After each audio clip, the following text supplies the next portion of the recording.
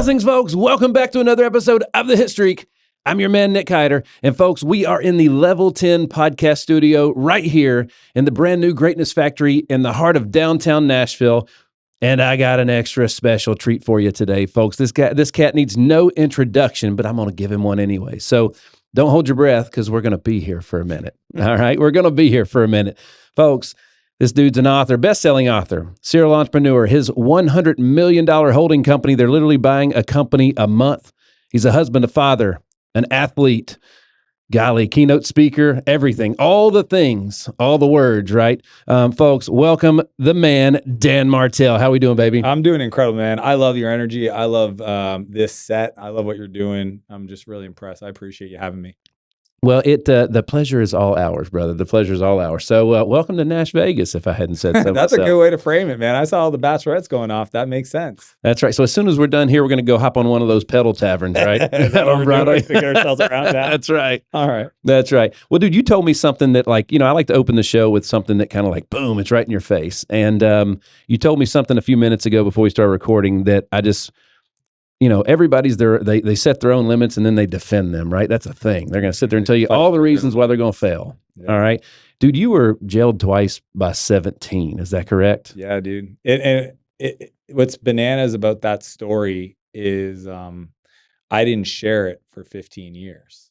I had a lot of shame around it. I don't know if any, a lot of people go through life and they've done things when they were younger they weren't proud of, and it's funny because it caused a lot of scenarios in my life that would show up, anger issues, frustration, just lack of empathy, whatever it was in my 20s because of that. But because nobody in my life knew that, they didn't understand who I was. Gotcha.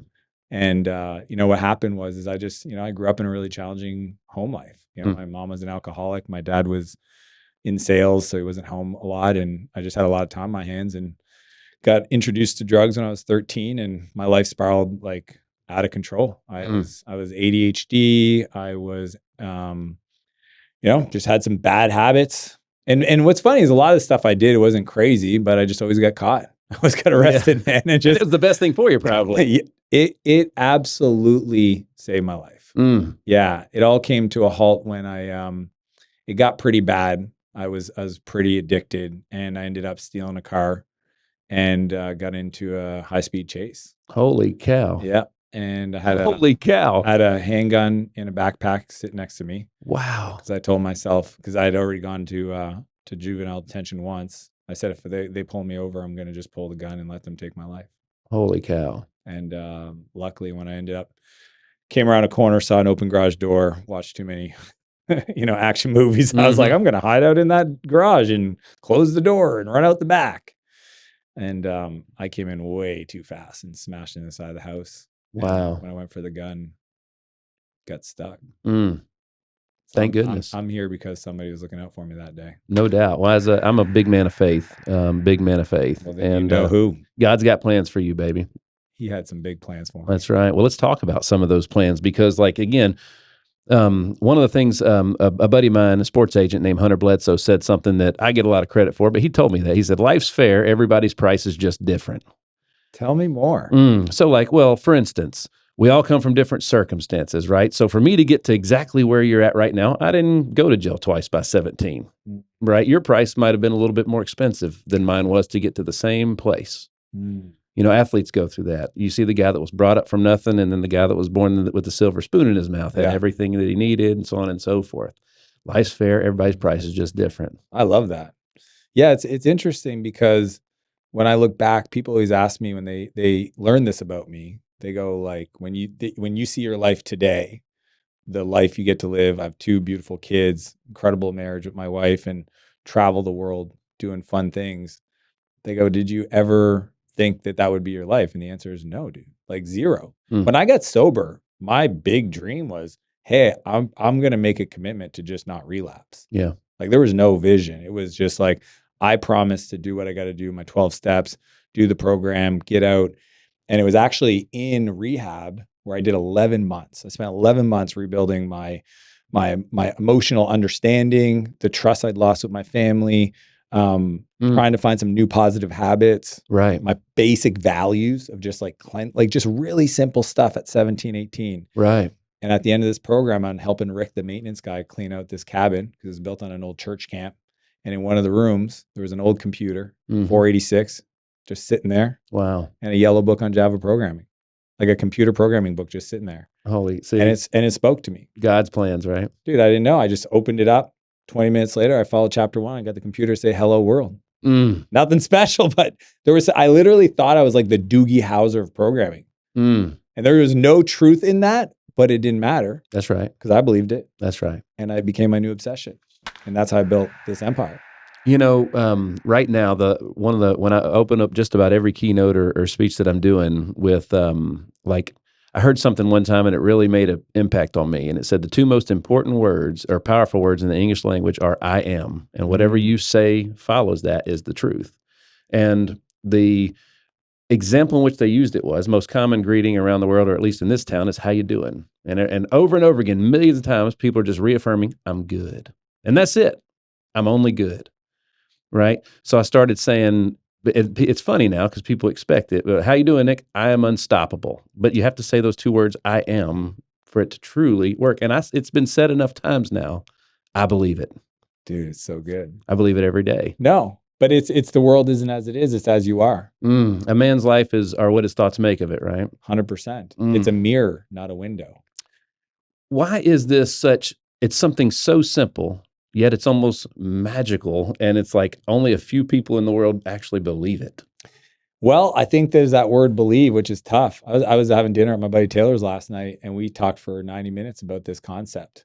Because as the higher you go, the things that had to be true for you to achieve those heights aren't logical. Like I want to build a house, so I got to get a blueprint and I hire people. We build a house for sure. But for people that have accomplished things like you have and I have, there's moments where there is only one way this happened, because it was part of some kind of divine intervention. Sometimes it was to stop you, or what Taylor was telling me yesterday, said sometimes God shows up to reposition you. Sometimes we think it's a setback. It's not a setback, it's a reposition. That's right. I love that. Sometimes you got to make room for the next thing. Yeah. Like just understand, or this morning I was reading a book and I love the way they framed it. They said, lessons or learnings. Life is all about lessons lessons or blessings. There you go.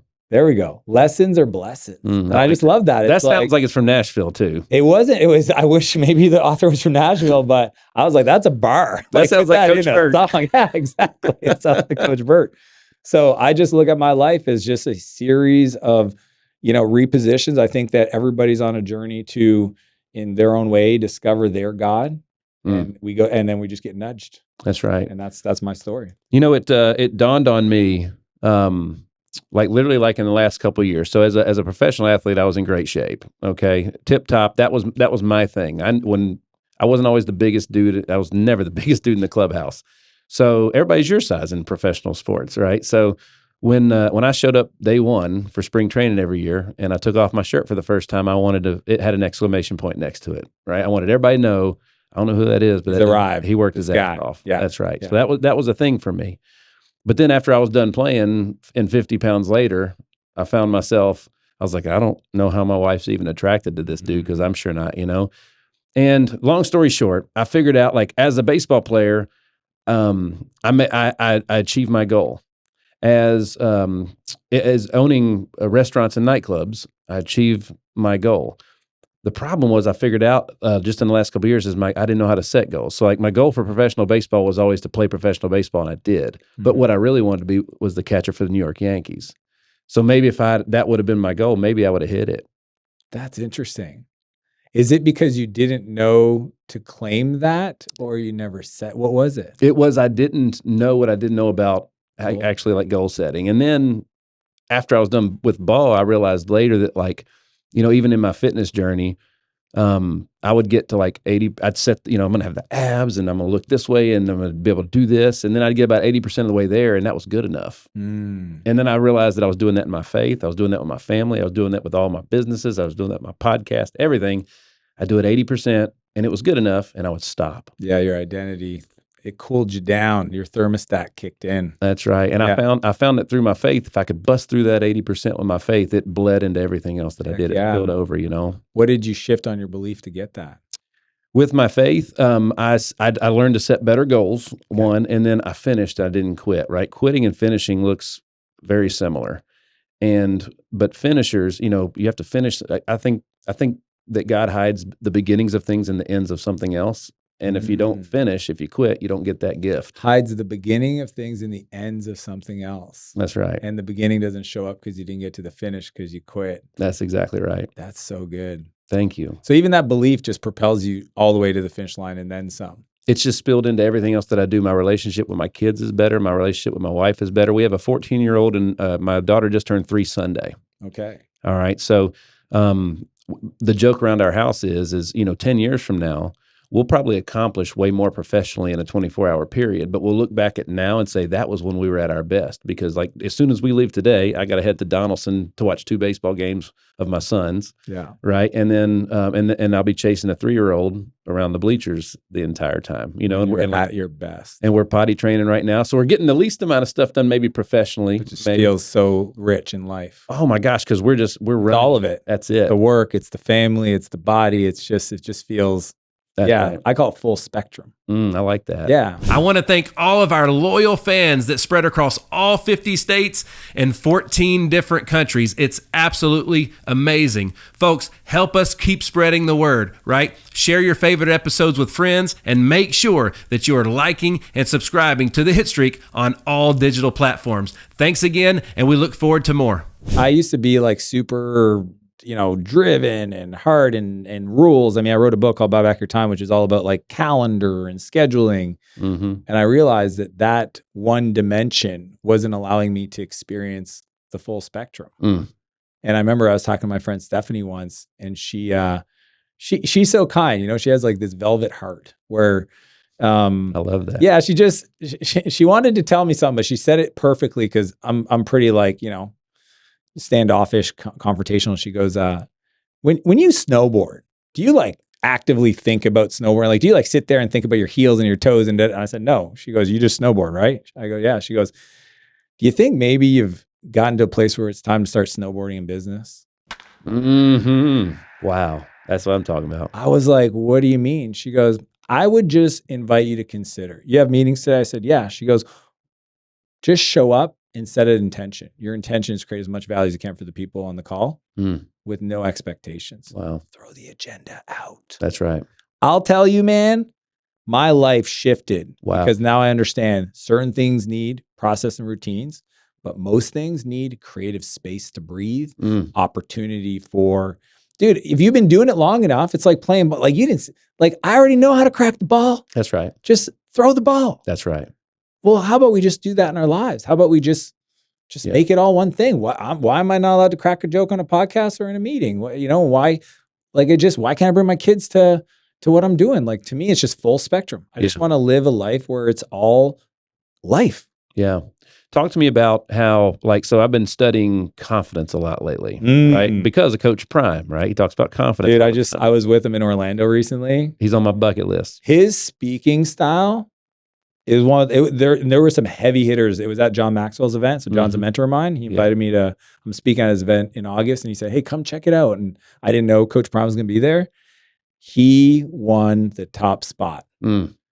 It was like, that's what he does everywhere. It was art. Don't mistake my confidence, you know, like, dude. And he even the music played, he'd come out, but it was just so beautiful because it wasn't arrogant. Right.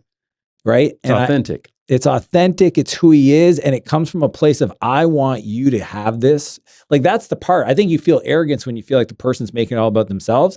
When he shows up in a room, he is so wanting you to feel and absorb and become that. Beautiful. That he's just pouring in. So the arrogance transfers. And one of the ideas I've always said is confidence comes from the absence of uncertainty.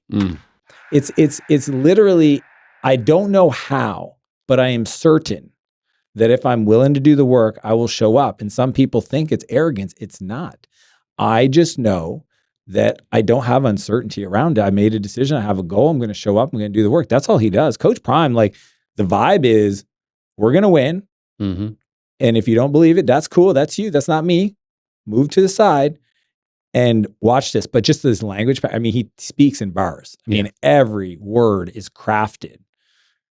Is awesome. He's a wordsmith for sure. Yeah. And we were talking about belief, and at the end of the day, your belief affects your confidence, right? But your confidence, if you look up the definition, is basically just the memory of previous success. Right. So if you can't control your own mind, how can you be confident? Because you can't, you control what you think about. And if you think about confidence comes from your thoughts. And if you can't control your thoughts, then confidence can never be born. Correct. That's cool. And confidence is a skill at the end of the day, right? How do you get good at anything else?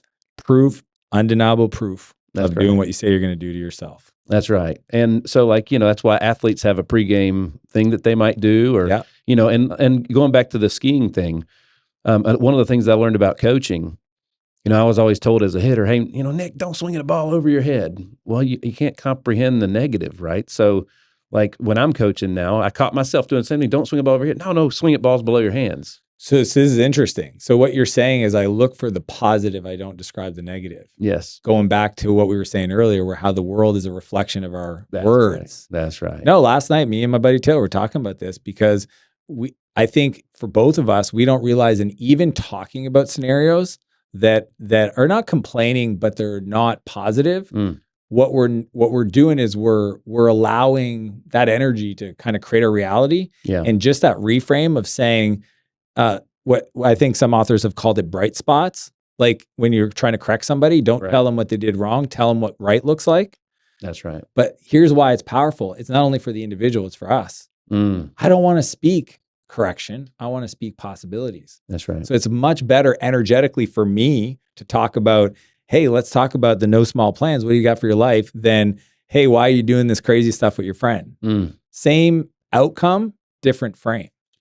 So let's talk about the book for a second, because I really want to get into the thinking big thing, because a lot of people don't. Most people don't. I didn't for a long time. I didn't think big enough. I thought I just wanted to play professional ball. I didn't think big enough. Yeah. That's I think to really set the right goals, you got to be able to think a certain size. Yeah. Right. So the book's called Buy Back Your Time. I'm interested, and I owe it to the audience because, I mentioned in the beginning that you guys are basically buying a company a month. Well, most folks would say, I'm buying a company a month. I can't do anything else. And I look at you, you obviously find time to take care of yourself. Every day. You're doing keynotes, you're doing podcast appearances, your calendar is as full as can be, yet you're still buying a company a month. So you're buying back your time. All right. So what's the genesis of the book here? Yeah, the big idea is, and I really wrote the book for a business owner that feels like they know there's more to give, but the bigger they grow their business, it feels like almost like they're walking into a knife in their throat. That if they were to grow the business, there would be more pain in their calendar, right? Like a lot of people get emails every day from opportunities and they can't even respond to them because if they actually had those opportunities materialize, they would create conflict in their marriage, conflict with their employees, whatever it is. So what I teach people, this core concept called the buyback principle, is we don't hire people to grow our business. We hire people to buy back our time, because it's a capacity over calendar thing. Most people try to add capacity, but then they end up building a business that they grow to hate.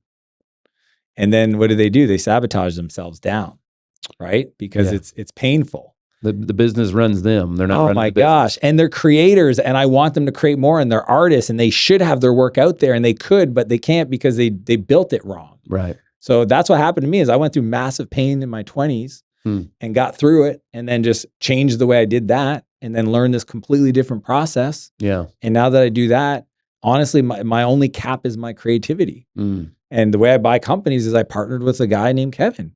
Because I was like, hey, Kevin, you want to do this? I've got capital and I've got resources and pipeline. You do the business building. I'll help once we buy the companies and we do this, but we're going to structure it in a way that's got huge leverage. And you're my partner. And that's how I do it. So at my stage, it's a who, not how. I don't start new projects unless I've got a really strong who that's already done it. Preach, yeah. But again, we don't start there. When you have nothing, you start from the bottom, right? Yeah. So that's why I teach how to trade your time for money. See, broke people try to spend time to save money. Right. Rich people spend money to save time. That's right. That's right. So the calendar. I look at my calendar. You met Dale the super male out there, and we always did. say, I was telling you, Dale's retired, and he hangs out with me in his spare time to stay busy. He retired at a solidly young age, So we say around the thing, I have the most money in our business. However, I always say Dale's the wealthiest person because he's got the most time. Time, huge. Everybody's got the same amount, and deciding how we use it, what we do with it, that is the blessing. And and when people see what I do, they don't understand where the energy comes from. Here's my philosophy, because my background in faith and all that. My work ethic is a reflection of my gratitude. Period. Full stop. The reason I show up every day at the level I do is because I just have so much gratitude and appreciation for all of it. Yeah. It's, you can't be in a bad mood if you're grateful, can you? It's impossible, because again, you reset your mind to focus on what's awesome. Yeah, I'm always, every time we think about that, I've heard the hymn in church as a child my whole life. Count your many blessings, name them one by one. Count your many blessings. Like, that's a thing. And like a buddy of mine who's a pastor said that ungratefulness is the root of all sin. That's so awesome. I thought it was powerful. So good. I mean, it's funny because we were talking earlier. Like, so I have my own jet. And when I get on the plane, I'm away from my family. It's packed. Everything's got to go. The schedule, blah blah blah. And my pilot messaged me the night before, and he goes, "I hate to tell you this, but the brakes went on the plane. He repositioned it and landed, and we can't take off tomorrow morning." Holy cow! And I'm like, "Oh no!" Because it's like Nashville. I got like 6 podcasts and speaking stuff, and through the grace of God, my travel guide worked with my assistant, and there was a flight to Nashville, but it's last minute, flying commercial. And guess what last minute means? We're all sitting middle seats, back of the plane. Yeah. Okay. Yeah. I haven't sat in the back of the plane in a really long time. And I will tell you, it ended up being one of my favorite things in a long time. I enjoyed meeting the people. I enjoyed meeting people. I became an unofficial agent. I helped everybody put the bags in the overhead because I'm a tall dude. I feel God built me this way for a reason. I'm going to use it. That's right. And we had a blast. And again, there was just, through the grace of God, there was a flight that got us. It was direct to Nashville. It just started on a Wednesday. It never happened. So we ended up getting in at the exact same time I would have landed otherwise. And when we landed, the pilot texted me, "I will be there, and we're going to keep our journey going." And I just think, like, it doesn't matter what things happen to you, if you cannot be grateful in any moment. I mean, this is literally how life works. It's my coach, Ed Milet, we were talking earlier, he calls it blissfully dissatisfied. How can you be in a state of pure gratitude and bliss and joy any moment? Yeah. And at the same time, know that you were here to do more. Right. And that's the key. To me, I know that everything I have is a freaking blessing. Mm-hmm. At the same time, I'm here to create. My creator created me to do something. That's right. No small plans. It's how do we dream big? Mm-hmm.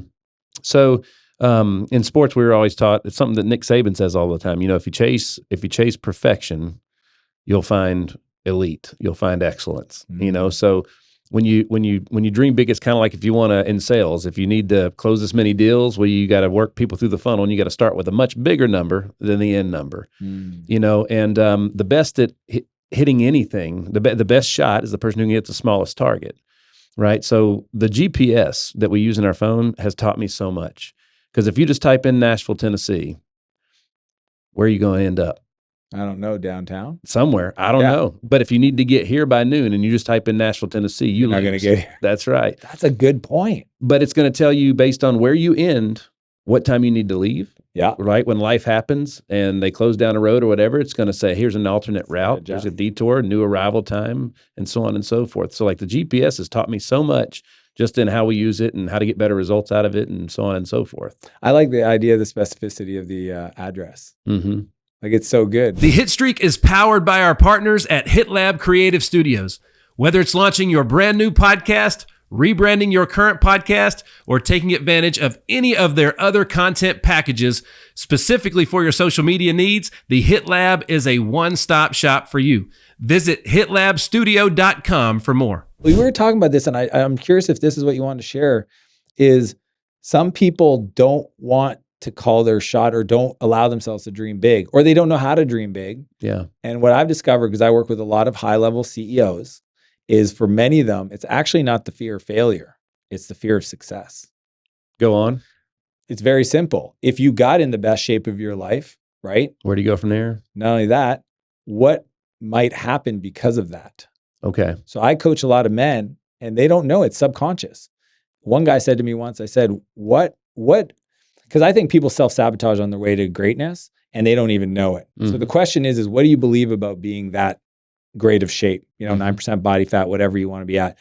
And usually it's stuff like, well, life will be boring. I won't be able to eat stuff, blah, blah, blah. I won't have fun anymore. Well, if you believe those things, there's no way you're going to charge at that goal. That's right. Okay. So we got to focus on those. So let's make a list of those and then just say what would need to be true for that not to be true. That's the question I work with them on. Dude. Yeah. What would need to be true for that not to be true? Well, I wouldn't be able to eat what I want. It's like, is there things that fit your macros that you would want to eat? I eat great and I'm happy with what I get to eat every day because of things I enjoy. Yeah. Like a little bit of thinking. Right? I love peanut butter and chocolate. It just happens to be in powder format and it's got my macros. So game on. That's right. So so then we work through that list. But the other thing is what do you believe about people that have achieved that? Okay. So think about this. You want to be the catcher of the second, what is it? Of the New York Yankees. Okay, baby. perfect. Well, what do you believe are negative things about that? Gosh. Potentially. I mean, the only thing I can think of right now is if you don't finish your career there, it feels like you're going to a smaller stage. If I don't hit my goal, then I failed. Mm-hmm. Let's talk about that. Is it true? Not necessarily. It's not. So, but you got to be consciously aware. So I was talking to this guy who wanted to get in shape. Okay. Because I help people. One of the parts is bodies. It's pretty much business, the body and the mind. Right. And he said this and he didn't even realize he had this belief. If I get in that kind of shape, women will make passes at me and I'm worried I won't be able to say no. Okay. Wow. Well, dude, if you're worried that you getting in that shape could risk your marriage, do you think you might self-sabotage? Yeah. Have dessert and skip gym days? And as you get close to that goal, you might throttle back? Yeah. Let's talk about that. What would need to be true for that not to be true? So you got to acknowledge those things. You have to make the unconscious, like people are driven by subconscious beliefs they don't even know that are running their lives. Right. Right. And I think that most successful people, the reason they don't go bigger is because of the fear of success, the new standard. What if I get wealthy and I don't know how to manage it and then I lose it and now I have to deal with that shame? Right. Perfect. Is it true? Mm-hmm. What would need to be true for that to happen? Well, I need a better family office structure. Perfect. Can we make some phone calls and get a consultant hired so that as you're building your business, you know what I mean? That's right. They're like, oh yeah, you're right. So if I had a guy that was managing my thing and there was a team there that would make sure the taxes and all this stuff get taken care of, I don't have to worry about coming back. You don't get the right insurance. Like, boom. Then all of a sudden you just see the training wheels come off. That's right. Once we solve those unconscious beliefs, the level of execution, it is my favorite. I coached a guy from the first call. We were talking about dreams and goals because the first thing I make them do is I say, like, we're going to connect to spirit. And we're going to talk about what you were meant to do with your life. Mm-hmm. And man, he couldn't think big. And this is a multi-8-figure CEO. This is not a beginner. And we worked through the process and he got on that next call. Dude, I said, what's the goal? 25 billion. I said, now we're talking. 25, you got 25 years. You're already at 400 million, 25 billion. Now you get it. Right. Now you get it. That's right. Now let's talk. 12 months. What are we doing? And you could just see the training wheels came off and the real potential, because that's the truth. Yeah. People have so much potential inside of them that's untapped. It's right there. Just needs to be coach, pray drive. That's right. It needs to be activated. And when that comes, this is where people feel the energy.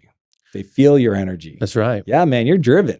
Oh, I have no doubt. Oh, dude, it's awesome. And I was always taught, you might whoop my butt in a fight, but it's going to take you all Let's day. go. Yeah. Yeah. That's what I've always been told about my dad. Well, like, why is it that, like, what is it that we're doing as that we're being groomed as kids and everything else? Like, they call television paid programming. Programming's the word. Fascinating. Paid programming, right? So we're being programmed.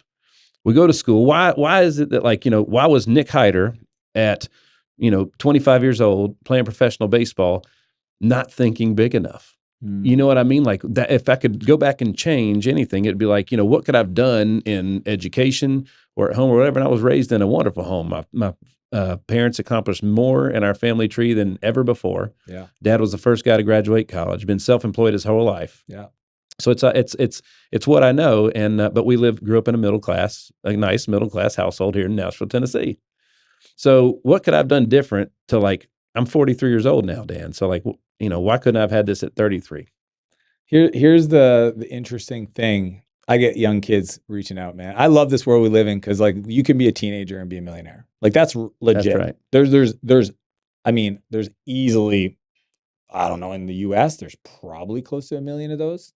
I got to assume there's literally probably a million millionaire teenagers in the US, drop shipping, SSM, MMA, editing. Like it's actually an 83K a month.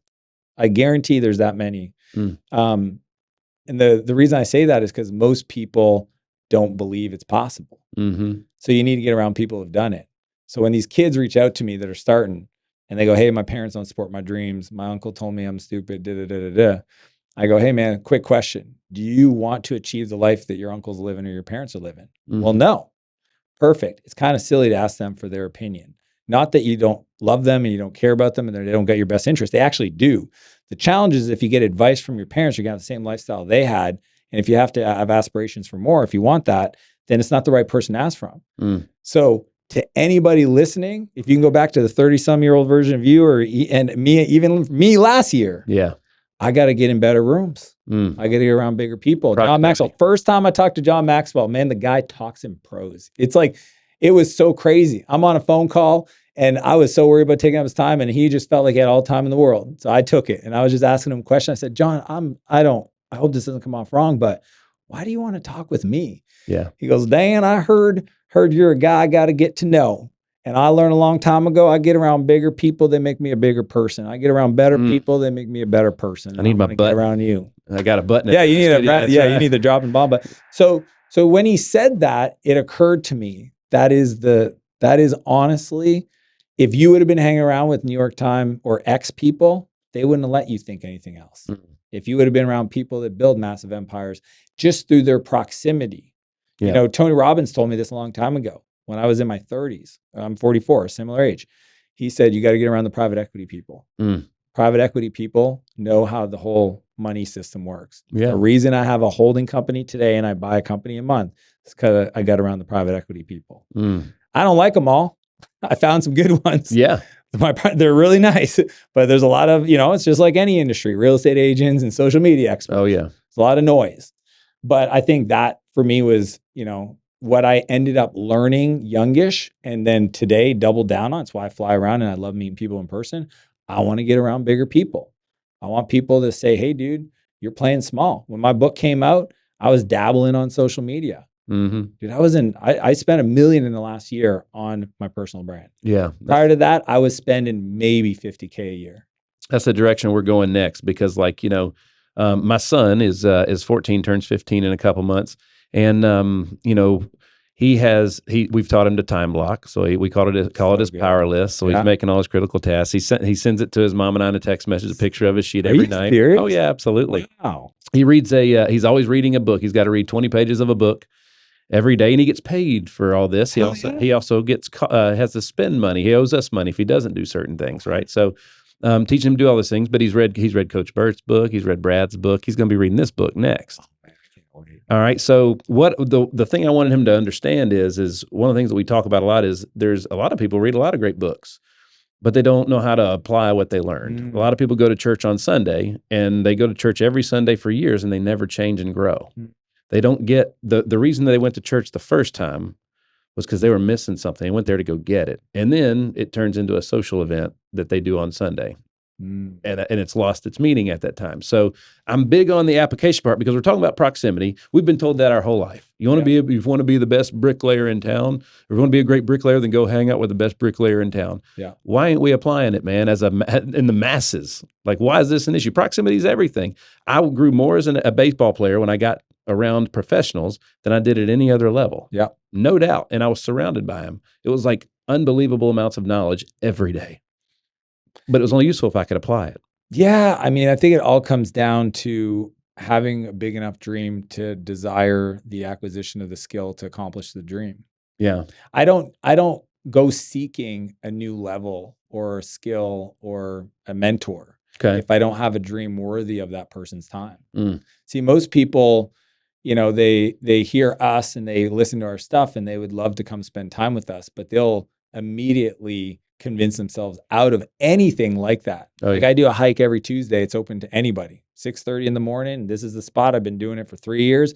Anybody's invited. There's people sometimes they fly in from Louisiana, all over the world. They fly in for this hike. But I know my audience size, 36 million people listened to my stuff last month. Where's the 14,000 people that really want to ask me a question? They're not showing up. Why? Because they convince themselves right out of the gate that they aren't worthy of it. So until you first off believe that you deserve an outcome, first you need to know what you want. Then you feel you deserve it. Then you'll go on the search of applying it. So for me, I don't even read books. I study books. Okay. And there's a difference. Absolutely. Big difference. And why do I study? Because it's not about saying, hey, Nick, I read this book.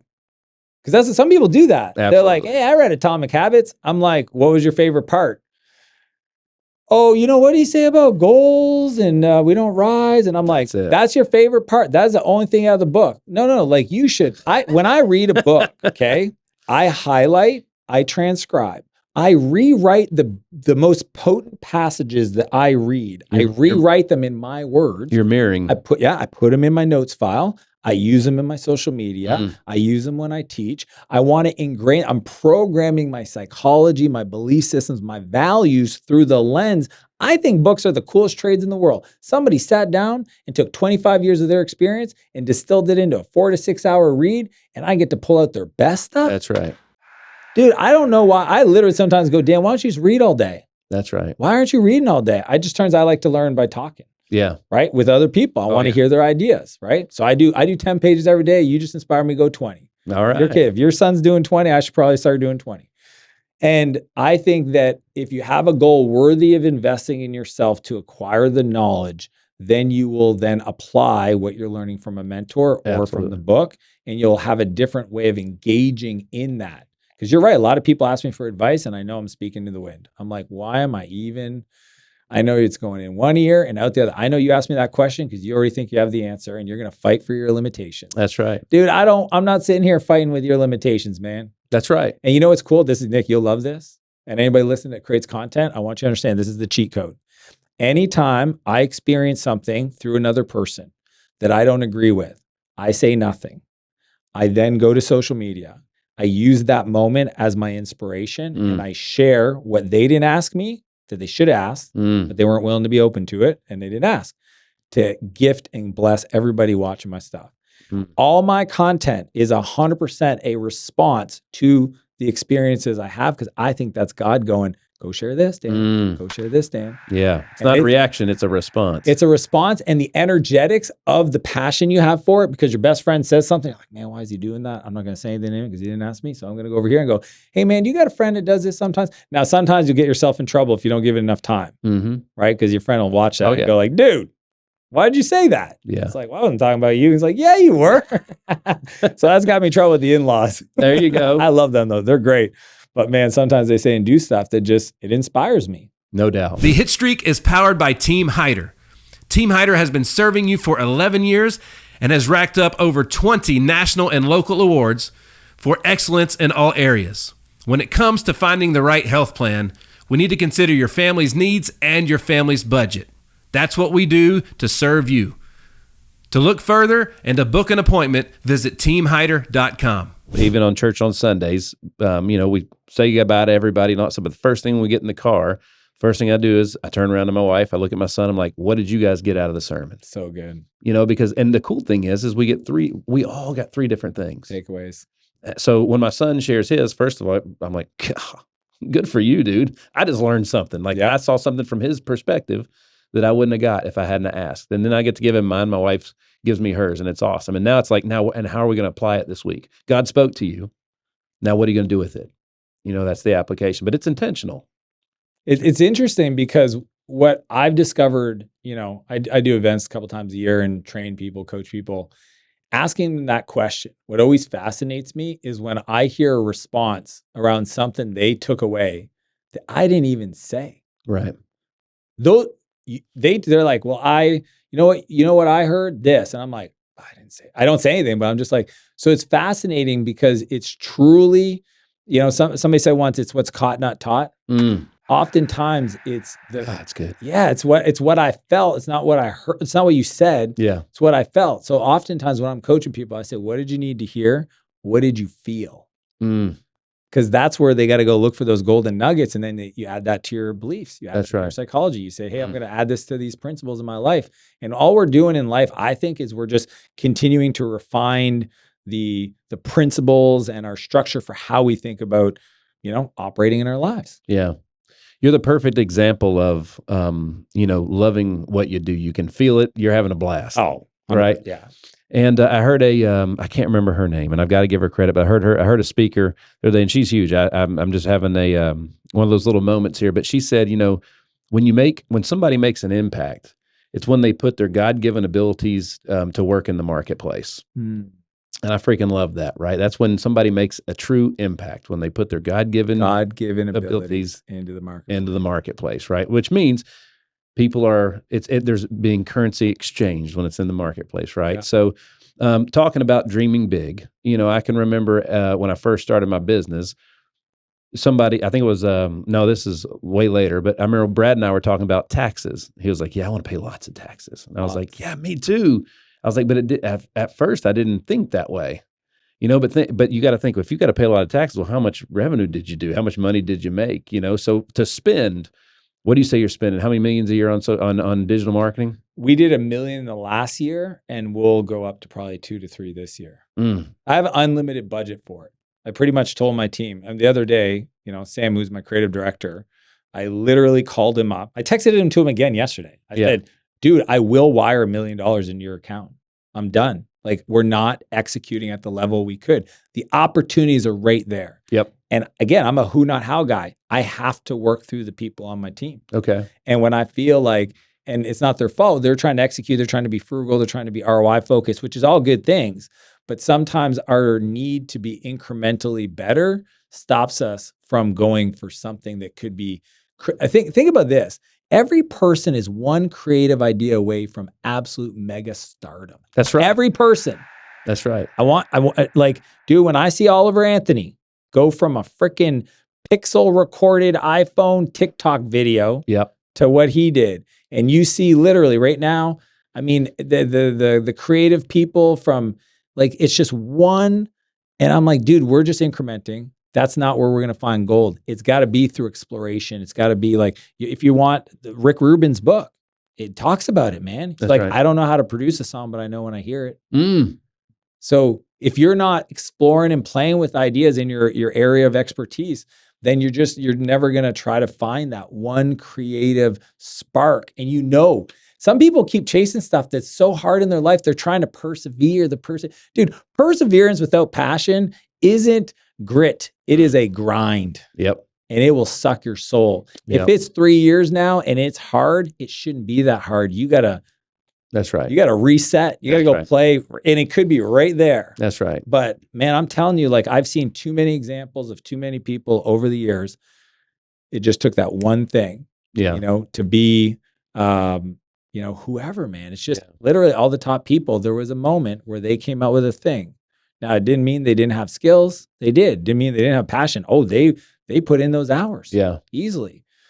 But I always think that, and I keep reminding people. So let's stop looking at constraints. Let's try to figure out what it is. Yeah. Going back to that conversation with Brad, it was the same thing. What do you spend on your digital marketing?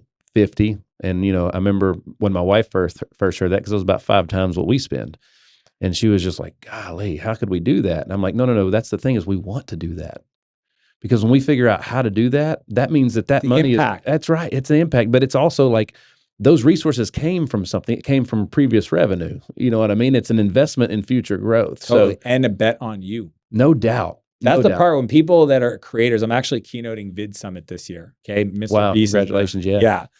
Because I'm world-class at scaling companies. Yep. Been doing it my whole life, did it in every different industry. And then I started doing media stuff, and everybody watches. Well, how did you do that? And they want to know the hacks and the editing. Yeah, like, what? I'm like, no, it's a people thing. And you miss the point.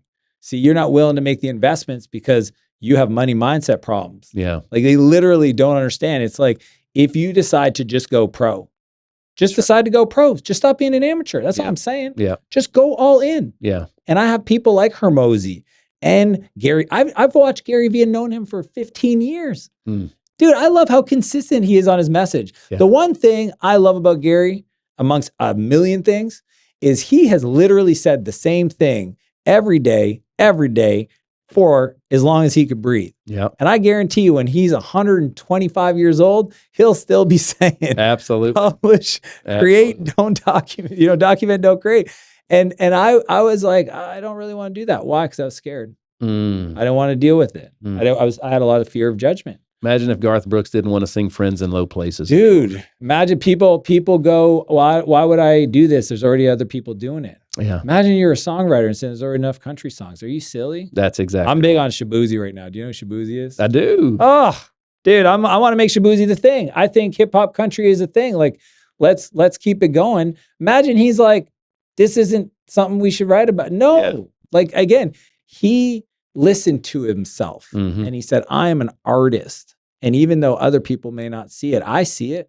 I think we got to honor that voice. That's right. And I think most people look for all these reasons they shouldn't. There's Yeah. already a Brad Lee. There's always a Gary Vee. There's already a Alex Hormozi. It's like, dude, take your flavor on it. I'm not going to be you. Nick and Dan are two different people. We have That's different right. experiences, backgrounds, preferences.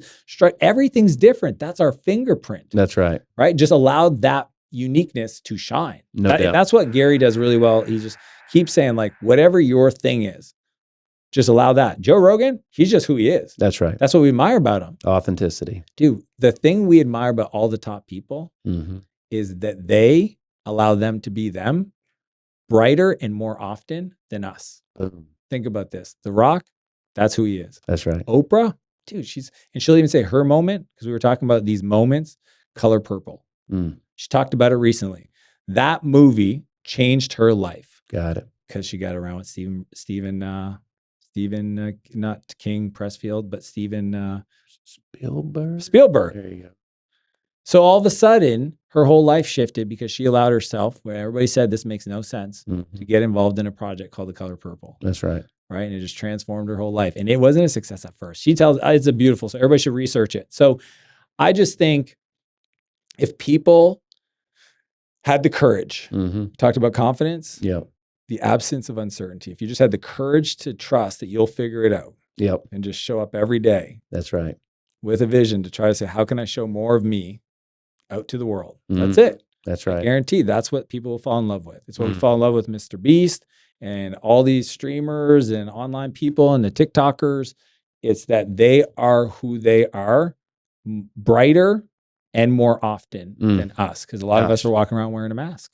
Well, brother, I couldn't think of a better way to kind of wind this episode down right here. Folks, we're once again with Dan Martell. I got to let them know, if you hadn't buy back your time, you're one of the few on earth. There's not many left. And book right now in the world. I know there's not many people that don't bananas. have it. So obviously they can get that anywhere. Yeah. Right. Anywhere to buy a book, danmartell.com. Instagram's my favorite. Everybody should follow me on Instagram. There you go. Message me. And it's me. I spend way more time than I should. And people go, how do you have time to reply to me right now? I go, I bought back my time. That's right, baby. Yeah. That's right. And it's on Instagram, just his name, @Dan just like danmartell.com. Get the book. Keep up with everything that Dan's doing on Instagram and on his website.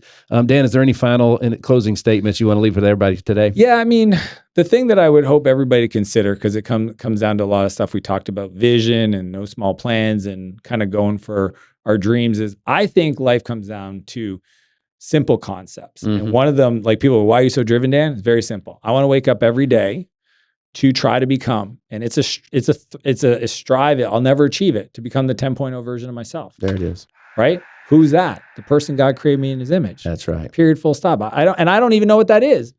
But and Ed Milet talks about this all the time. He coaches me, and he said, like, when I move on from this earth, I'm going to meet the person I could have become. I don't want that person to be a stranger. I want them to be a mirror image. Cool. That's one. And then two, this is the kicker. As you grow, share what worked with you with the world. That's right.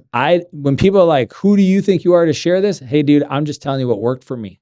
That's who I am. So I share everything. That's why I love social media. It's this beautiful exchange of I grow, I share. And I just think that if I just keep doing that every day for the rest of my life, beautiful things are going to continue to happen. You are most uniquely positioned and are powerfully positioned and uniquely qualified to serve the person you used to be, says Rory Vaden, right? The Hitstreak is powered by Rack Financial.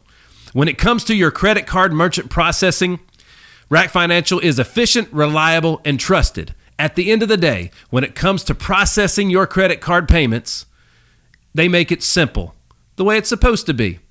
Check out Rack Financial. Dan, dude, I can't thank you enough for hanging with me today. Truly, it was a great honor and a pleasure. Thank you for the copy of the book and everything else, folks. Dan Martell, danmartell.com, on Instagram at Dan Martell, and the author of the top 10 worldwide book, Buy Back Your Time, baby. Thank Dude, you so much. Thank you, baby. Folks, thanks so much for tuning in to another episode of The Hitstreak. I'm your man, Nick Hyder. God bless.